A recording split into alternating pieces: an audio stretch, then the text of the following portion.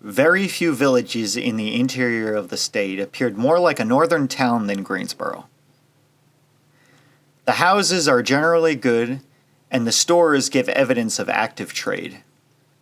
Within an hour after my arrival, the town was thrown into commotion by the bursting of flames from a large frame dwelling a short distance from the courthouse. There being no fire engine in the city, the flames spread rapidly, and at one time menaced the safety of the whole town. A keg of powder was used without effect to demolish a tailor shop standing in the way of the conflagration towards a large tavern. The flames passed on until confronted by one of those broad chimneys on the outside of the house, so universally prevalent in the South. When it was subdued, after 4 buildings were destroyed, I never saw a population more thoroughly frightened. And when I returned to my lodgings, far away from the fire, every bed was packed, ready for flight. Because there's a lot of details in there that are really telling you about mid-century, mid-19th century firefighting. You've got, for starters, the blasting keg.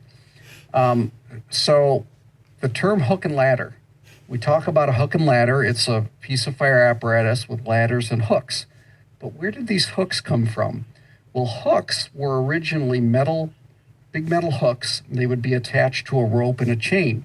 Mm-hmm. And if you had a fire in your town, your village, the fire starts spreading. And if you can't stop it, then you need to destroy a building that's in the path of that fire.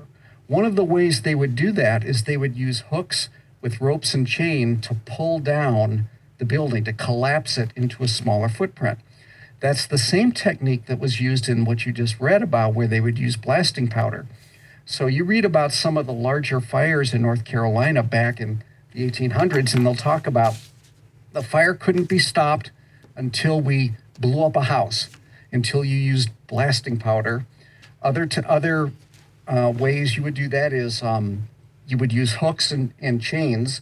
In fact, in Raleigh, they had the old hook and ladder company. This is back in the horse-drawn days. And they had a slogan. The newspapers talked about the slogan of, say the word and we'll pull down your house.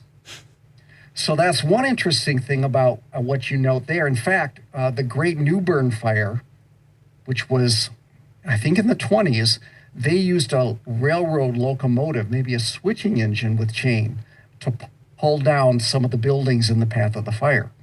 So that article, you've got the creating of a fire break as one way to break things out.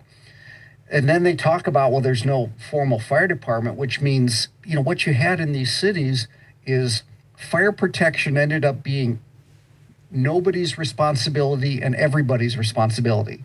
So you'd get bucket brigades together, or you'd get a small fire engine, and the people would sort of volunteer to kind of help staff the engine, to help put out the fire. It was, everybody pitches in because there was no formal fire company.